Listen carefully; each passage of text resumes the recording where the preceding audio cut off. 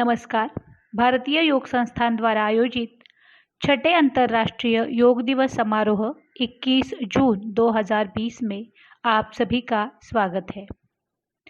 मैं सभी योग साधकों का सादर अभिवादन करती हूँ।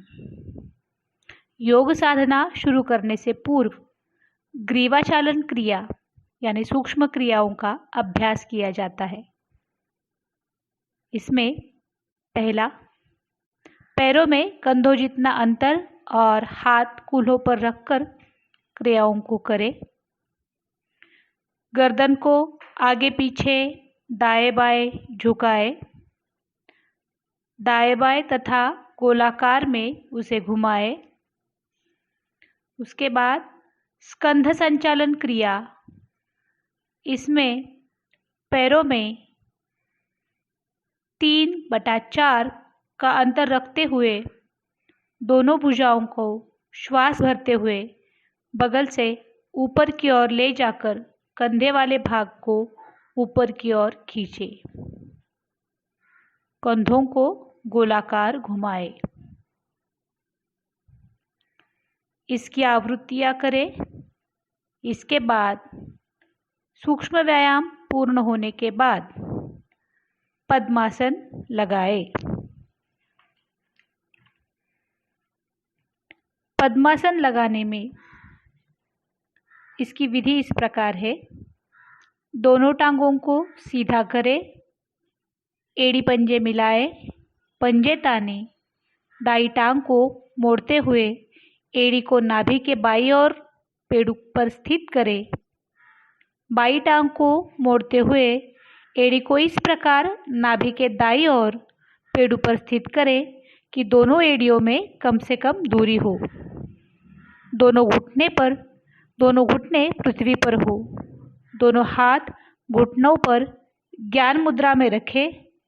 कमर एवं गर्दन सीधी तथा आंखें कोमलता से बंद करें। पद्मासन लगाने से रक्त टांगों में धीरे धीरे कम जाता है। बचा हुआ मस्तिष्क में ध्यान के लिए उपलब्ध होता है। रीढ़ सीधी होने पर रक्त भ्रमण परिपूर्ण होता है। जीवन के लिए न्यूनतम प्राण शक्ति का व्यय होता है। विचार नियंत्रण में होने पर यह व्यय और भी घट जाता है। इस प्रकार पद्मासन के फायदे हैं। पद्मासन लगाने के बाद गहरे लंबे श्वास का अभ्यास। गहरा लंबा श्वास ले। श्वास को धीरे धीरे बाहर निकालें। अधिक से अधिक श्वास बाहर निकालने पर पेट की मांसपेशियों को अंदर की ओर इतना ले जाए कि नाभि मूल रीढ़ से लगे। पेट को ढीला करके श्वास को कंठ तक भरें। इसी प्रकार श्वास को छोड़ें व पुनः लें। श्वास बाहर निकलने पर एवं श्वास भरने पर मूल बंध का अभ्यास करें। श्वास को बाहर निकालने पर पेट की मांसपेशियों को प्रयासपूर्वक पिचकाएं, पर अंदर भरने में आनंदपूर्वक श्वास भरें। इस प्रकार गहरे लंबे श्वास का अभ्यास करें। इसकी निश्चित आवृत्तियां करें। इससे डायफ्राम की गति बढ़ने से पाचन अच्छा बनता है। गहरे श्वास में पेट, मध्य तथा फेफड़े प्रभावित होते हैं। इन्हीं तीनों भागों को प्रभावित करते हुए जिस श्वास की अवधि बढ़ा दी जाती है उसको लंबा श्वास कहते हैं। गहरा लंबा श्वास लेने से श्वास में पैरों के नख से लेकर सिर की चोटी पर्यंत शरीर में प्राण का समान रूप से विचरण होता है।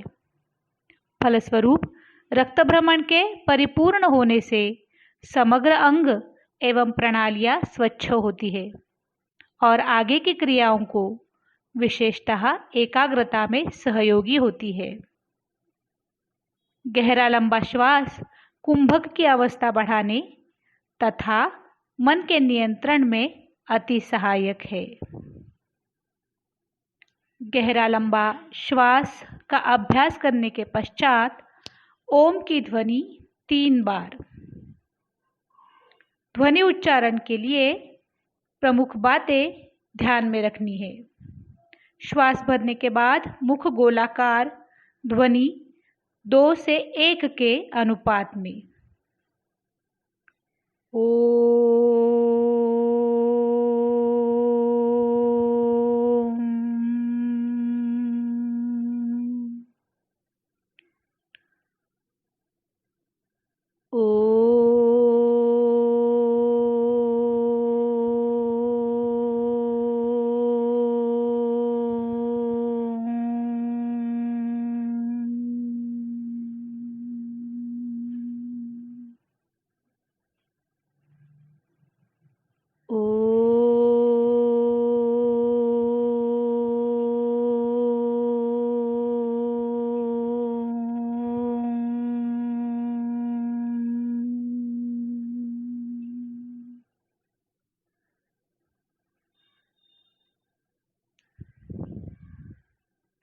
ध्वनि समाप्ति पर शेष श्वास भी बाहर निकालें। इसके उपरांत श्वास भरकर आवृत्तियों पर ध्यान दें। ओम ध्वनि मन की एकाग्रता में सहायक होता है। मस्तिष्क के अवयव प्रभावित होते हैं। ओम ध्वनि का अभ्यास करने से हमारी समग्र ज्ञानेंद्रियां मन सहित अंतर्मुखी, एकरस एवं केंद्रित होती है। इस अवस्था में जो भी कार्य प्रारंभ होगा उसमें जय होगी। ओम के अंतिम चरण की ध्वनि में यानी जब म की ध्वनि निकलती है उसमें मस्तिष्क की सुप्त शक्तियां जागृत होती है। ऐसी स्थिति में गायत्री मंत्रोच्चारण हमारे जीवन की सर्वोत्तम दिशा निर्धारित करता है। इसलिए ओम ध्वनि के पश्चात गायत्री मंत्रोच्चारण आवश्यक है। उच्चारण शुद्ध, स्पष्ट, लयबद्ध एवं भावयुक्त हो। तो शुरू करते हैं गायत्री मंत्र। ओम भूर्भुवः स्वः तस्य वितुर्वरेण्यं भर्गो देवस्य धीमहि धियो यो नः प्रचोदयात्। अर्थ, हे प्राण पवित्रता और आनंद के देने वाले प्रभु, आप सर्वज्ञ और सकल जगत के उत्पादक हैं। हम आपके उस उत्तम, पाप विनाशक व ज्ञान स्वरूप तेज का ध्यान करते हैं जो हमारी बुद्धियों में प्रकाशित रहता है। आप सदैव हमारी बुद्धियों में प्रकाशित रहे और हमें सत्कर्मों की ओर प्रेरित करते रहे। गायत्री मंत्रोच्चारण के कारण एकाग्र अवस्था में बुद्धि को सन्मार्ग पर चलने का पथ प्रशस्त होता है। शारदे मां, हे शारदे मां, अज्ञानता से हमें तार दे मां। हे शारदे मां, हे शारदे मां, अज्ञानता से हमें तार दे मां। तू स्वर की देवी है, संगीत तुझसे, हर शब्द तेरा है, हर गीत तुझसे। तू स्वर की देवी है, संगीत तुझसे, हर शब्द तेरा है, हर गीत तुझसे। हम हैं अकेले, हम हैं अधूरे, हम हैं अकेले, हम हैं अधूरे। तेरी शरण हम, हमें प्यार दे मां। हे शारदे मां, हे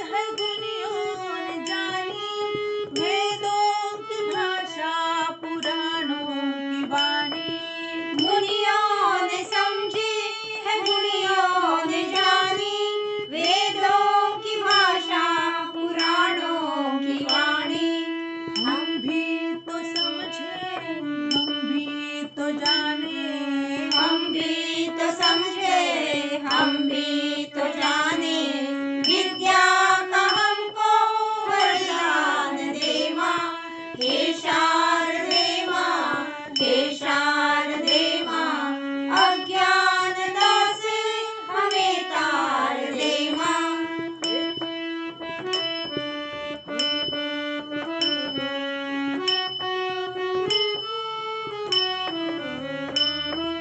तू श्वेतवर्णी कमल पे विराजे, हाथों में वीणा मुकुट सर पे साजे।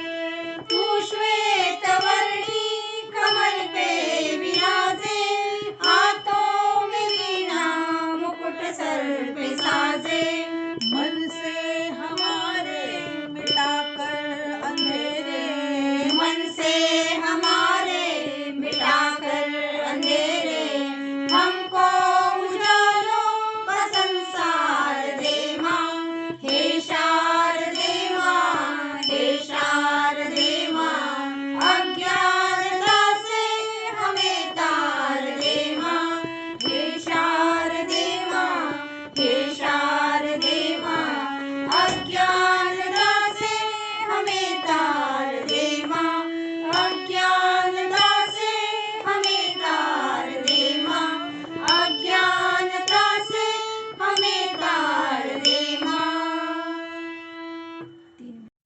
शुरू करते हैं आसनों का अभ्यास।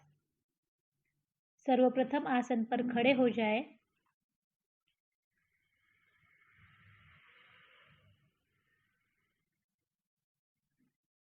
आसनों में सर्वप्रथम ग्रीवाचालन क्रिया। पैरों में कंधों जितना अंतर ले और हाथ कूल्हों पर रखकर गर्दन को आगे, पीछे, दाएं तथा बाएं झुकाए।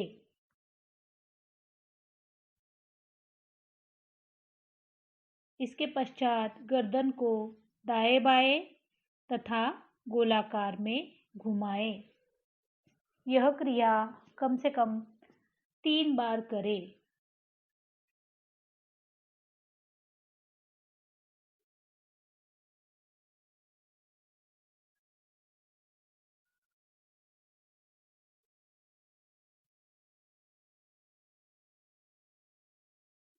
स्कंध संचालन क्रिया।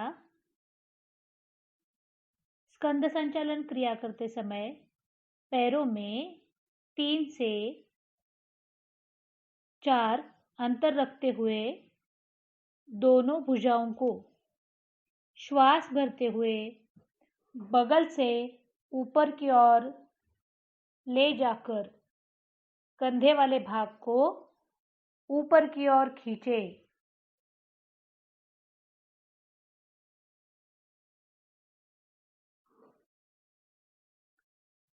कंधों को अब गोलाकार घुमाएं।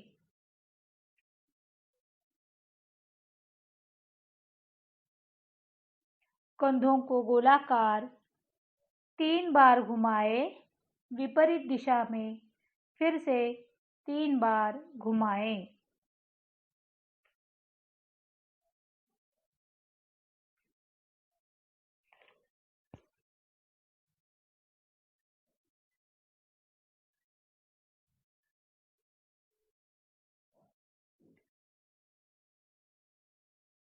घुटना संचालन क्रिया।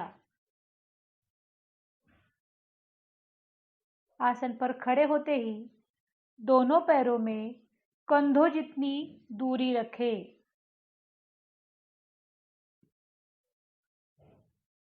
दोनों हाथ घुटनों पर रखकर कमर को झुकाकर दोनों घुटने पहले दाईं ओर गोलाकार घुमाएं।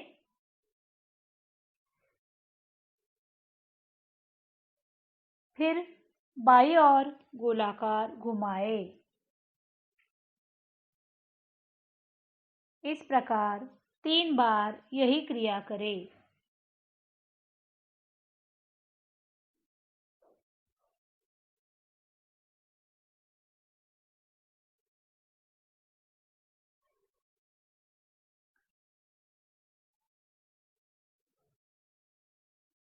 अब जो हम अगला आसन करने जा रहे हैं उसका नाम है वृक्षासन।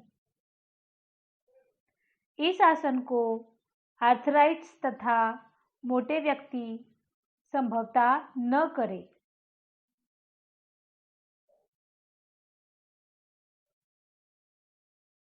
वृक्षासन की पूर्ण अवस्था में शरीर की स्थिति एक पेड़ जैसे बनती है, इसलिए इसे वृक्षासन कहते हैं।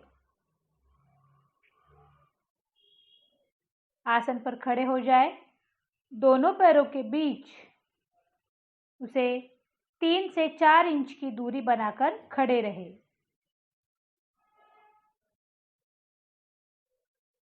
दृष्टि सामने की ओर किसी एक बिंदु पर केंद्रित करें।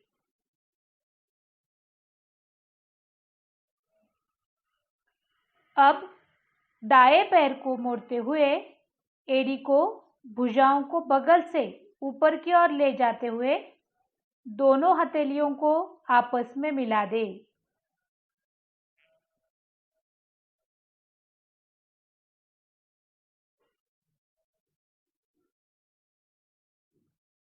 संतुलन बनाकर सामान्य श्वास लेते हुए पूर्ण स्थिति में कुछ देर तक रुके।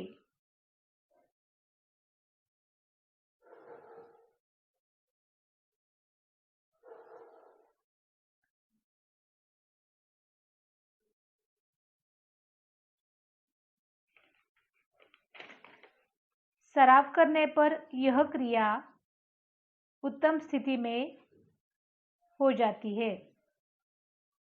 श्वास बाहर निकालते हुए पैर व भुजाओं को वापस लाए। यही क्रिया बाएं पैर से फिर से दोहराए।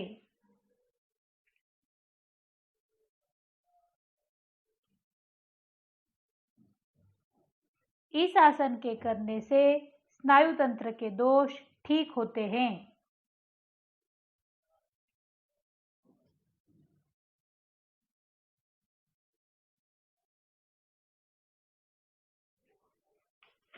अब शुरू करते हैं अगला आसन, अर्ध चक्रासन। जिन व्यक्तियों को चक्कर आते हैं वे लोग यह आसन न करें। खासतौर पर उच्च रक्तचाप के रोगी यह आसन धीरे धीरे पीछे झुकते समय धीरे धीरे करें। इस आसन में शरीर की आकृति आधे चक्र के समान बनती है, इसलिए इसे अर्ध चक्रासन कहा जाता है। खड़े हुए स्थिति में पैरों में 3 से 4 इंच की दूरी बनाकर सीधे खड़े हो जाए।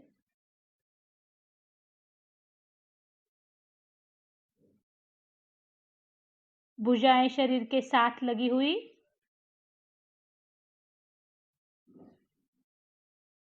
अब कमर के निचले हिस्से में रीढ़ पर दोनों अंगूठों को रखते हुए अन्य सभी उनका रुख सामने की ओर रखें।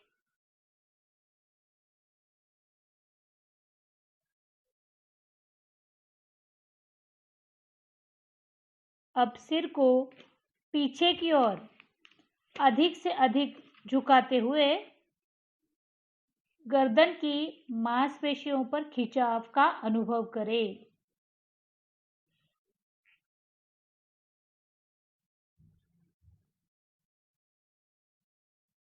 श्वास भरते हुए कमर के पीछे अधिक से अधिक झुके।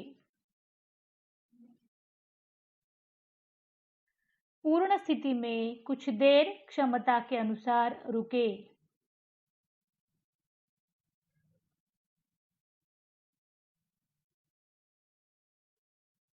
अब श्वास निकालते हुए धीरे धीरे पूर्व स्थिति में आए।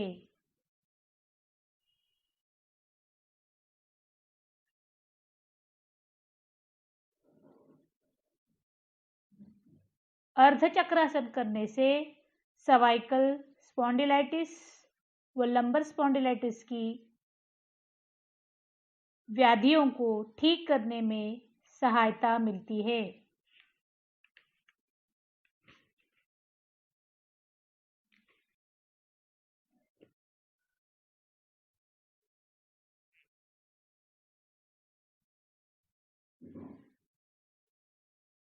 अब शुरू करते हैं। अगला आसन त्रिकोणासन। जिन्हें साइटिका का दोष है वे इस आसन को न करें। इस आसन की पूर्ण स्थिति में शरीर की आकृति में 3 कोण बनते हैं। यह आकृति त्रिकोण बनाती है, इसलिए इसे त्रिकोणासन कहा जाता है। आसन के मध्य खड़े होकर पैरों में अधिक से अधिक दूरी बना ले।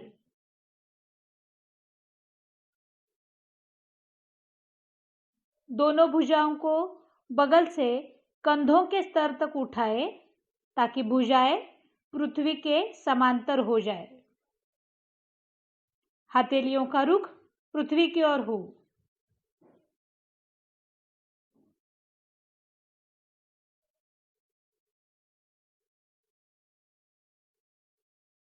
अब श्वास निकालते हुए दाईं ओर झुकना शुरू करें।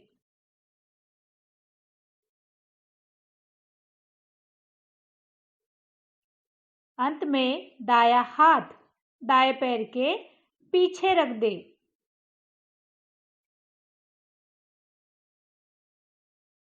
इस समय बायां हाथ सीधा और ऊपर की ओर इस प्रकार हो कि दोनों भुजाएं एक सीधे में आ जाए।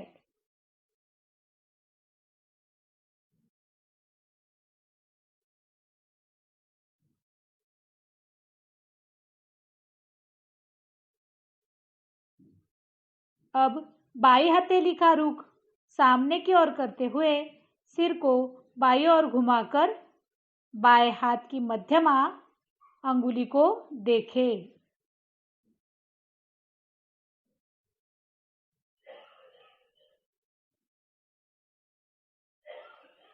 अपनी क्षमता के अनुसार रुकने का प्रयास करें।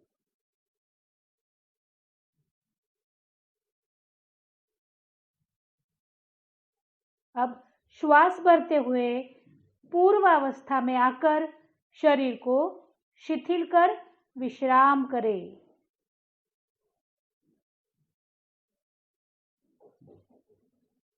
इस आसन को इसी प्रकार दूसरी ओर से भी दोहराएं।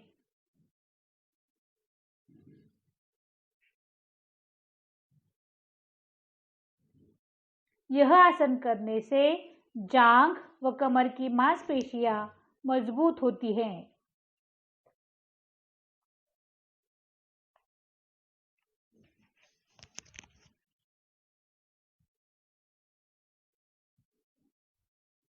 अब शुरू करते हैं अगला आसन उष्ट्रासन।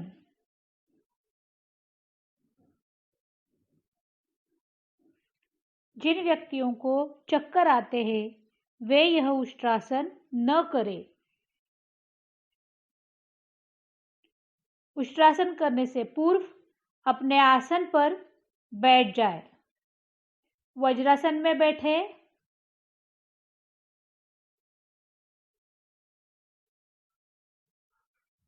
वज्रासन में बैठने के पश्चात घुटनों पर खड़े होकर घुटने कंधों जितने दूर कर ले।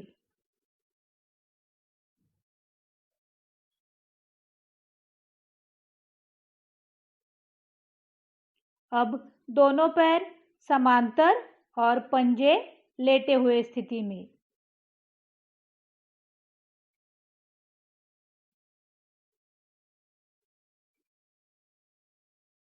दोनों हाथ कमर पर रखें। अंगूठे रीढ़ पर चारों उंगलियां आगे।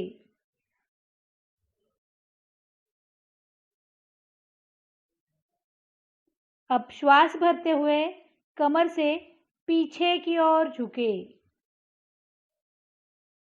धीरे धीरे झुके।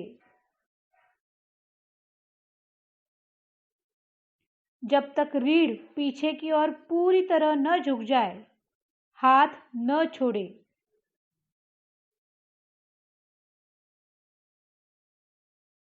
याद रखें, घुटने से जंघा तक का भाग सीधा रहे।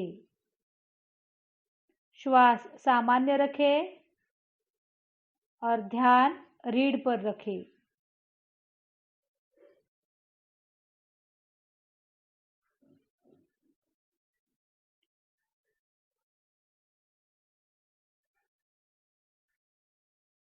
इस आसन के करने से सर्वाइकल एवं स्लिप डिस्क के दोष दूर हो जाते हैं तथा शरीर के सभी अंगों में प्राण एवं रक्त का संचार होता है।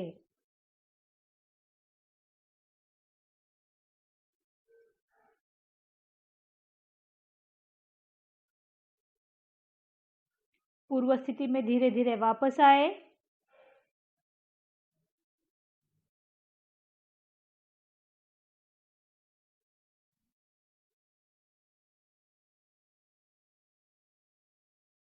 श्वास सामान्य रखें।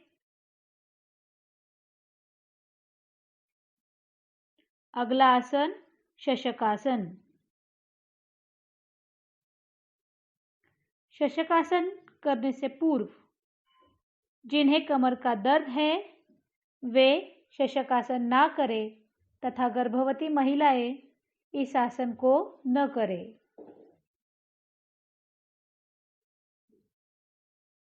शशक शब्द का अर्थ खरगोश से लिया है, इसलिए इस आसन की पूर्ण स्थिति में शरीर की आकृति खरगोश की तरह दिखाई देती है। इस कारण इसे शशकासन कहा गया है। इसे शशांकासन भी कहा जाता है।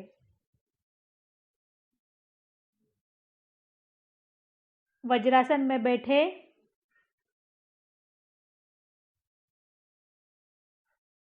दोनों घुटनों को दाएं बाएं अधिक से अधिक फैलाएं, परंतु अंत तक पैरों के अंगूठे मिले रहने चाहिए।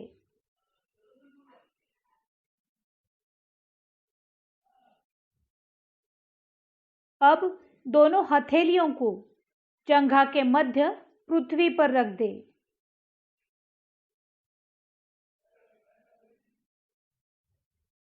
अब श्वास निकालते हुए तथा शरीर को आगे की ओर झुकाते हुए दोनों हथेलियों को आगे की ओर अधिक से अधिक खिसकाएं।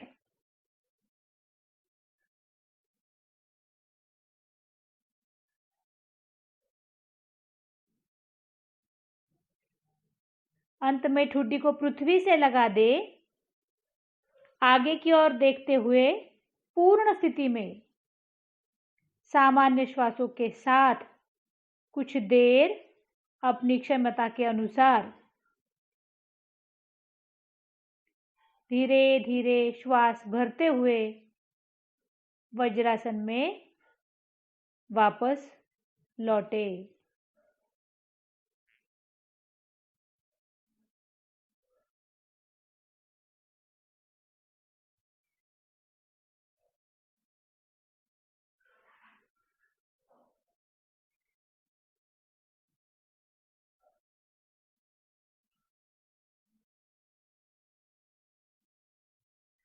अगला आसन भुजंगासन। आसन पर पेट के बल लेटे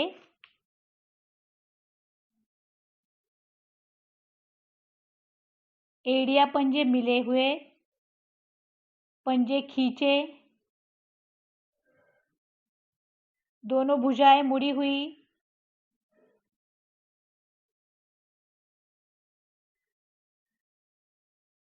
हथेलियां ठोड़ी के दाएं बाएं कंधों जितनी दूर रहे, कोहनियां शरीर से सटी हुई तथा पृथ्वी पर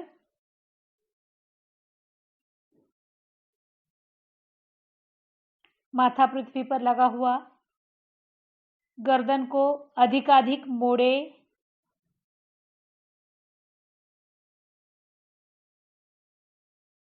अब धीरे धीरे श्वास भरते हुए धड़ को पेड़ों पर भार डालते हुए ऊपर उठाए। हथेलियां स्पर्श मात्र पृथ्वी पर होंगी। धीरे धीरे ऊपर उठाने की कोशिश करें। जितनी रीढ़ में लचक होगी उतनी ही रीढ़ अधिक मुड़ेगी। कोहनियां भी थोड़ी सी ऊपर उठेंगी।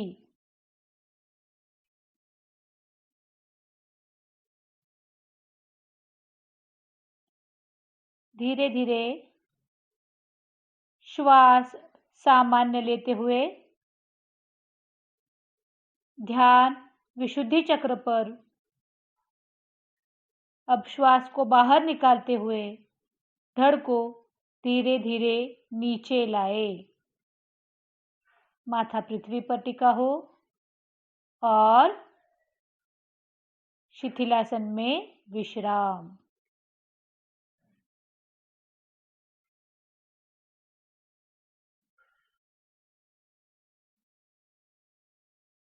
इस आसन के करने से मस्तिष्क से संपूर्ण शरीर में संदेशों का सुचारू रूप से प्रसारण होता है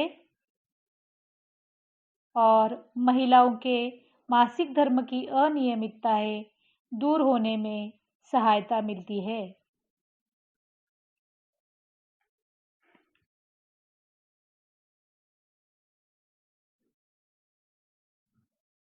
अब भुजंगासन के पश्चात अगला आसन है सेतुबंधासन। सेतुबंधासन अल्सर व हर्निया के जो रोगी है वह इस आसन को न करे। सेतुबंधासन को कंधरासन भी कहा जाता है। इस आसन में शरीर की आकृति एक सेतु के समान बनने से इसे सेतुबंधासन कहा जाता है।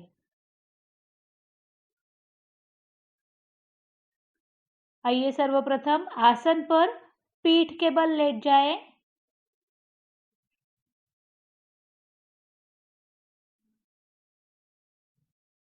एड़ी पंजे मिलाएं। भुजाएं शरीर के साथ रखें।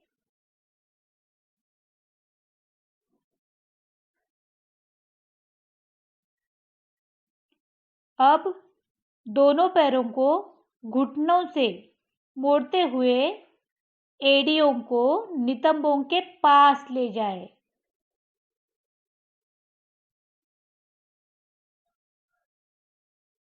धीरे धीरे कोशिश कीजिए दोनों हाथों से दोनों पैरों के टखनों को पकड़ ले।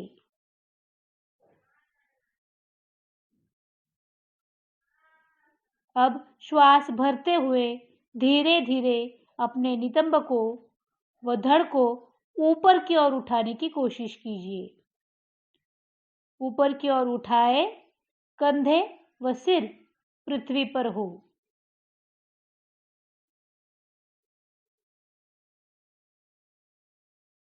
श्वास सामान्य करते हुए पूर्ण स्थिति में अपने क्षमता के अनुसार रुके रहे।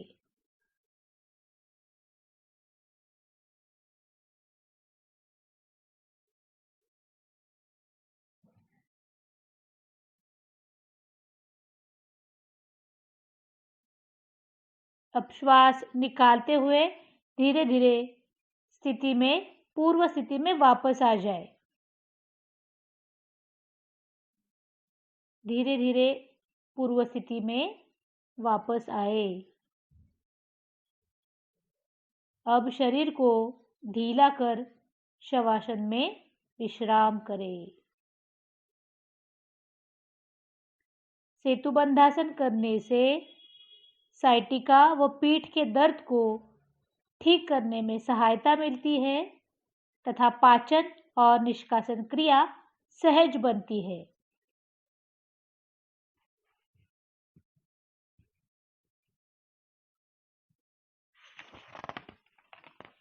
अब अगला आसन है पवन मुक्तासन।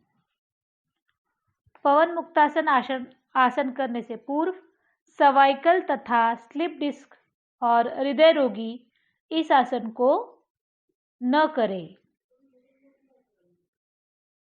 तो शुरू करते हैं पवन मुक्तासन। अपने आसन पर पीठ के बल लेटकर दोनों टांगे सीधी करें। एड़ियां पंजे मिलाएं, पंजे तने हुए। अब दाई टांग को मोड़े, दोनों हाथों की उंगलियों की ग्रिप बनाकर घुटने पर रखें।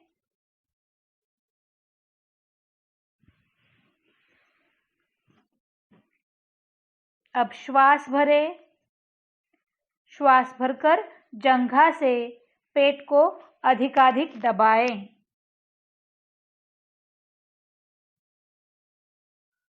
बाई टांग सीधी एवं पंजा तना रहना चाहिए।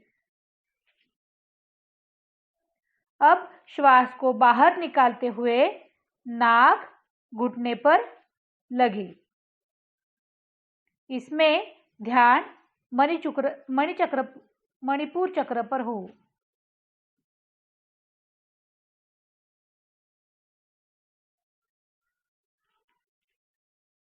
फिर वापस अपने पैर को सीधा रखें। इसी प्रकार बाई टांग से यही क्रिया करें तथा इसके पश्चात दोनों टांगों से क्रमशः पवन मुक्तासन करें।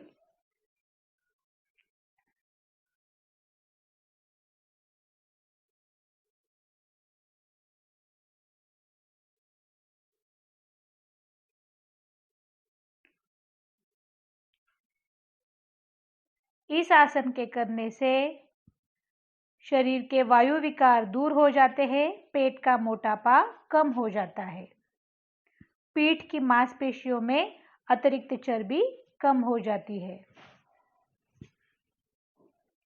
पादोत्तानासन में जहां हम पेट के अवयवों पर खिंचाव देते हैं, वहां पवन मुक्तासन में हम दबाते हैं। इस तरह इन अंगों में रक्त के संभ्रमण से इस भाग के अंग पुष्ट एवं सक्रिय बनते हैं।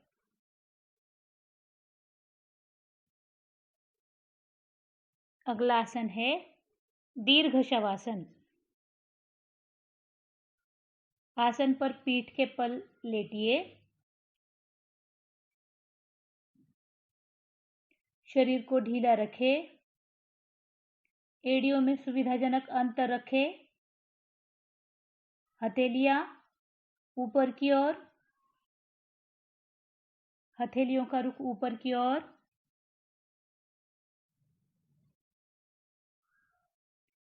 शरीर के सभी अवयवों को शिथिल करने की कोशिश करें।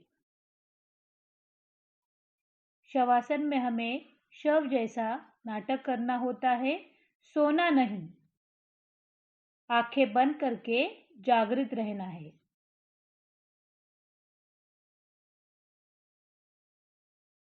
पैर के नाखून से लेकर सर के बाल तक और सर के बाल से लेकर पैर के नाखून तक ईश्वर ने दिए हुए इस सुंदर शरीर का मानसिक अवलोकन करना है।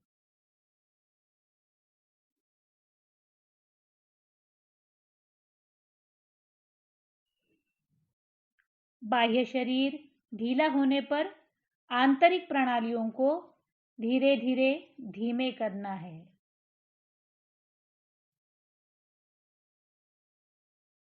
अपने सांसों पर ध्यान देना है।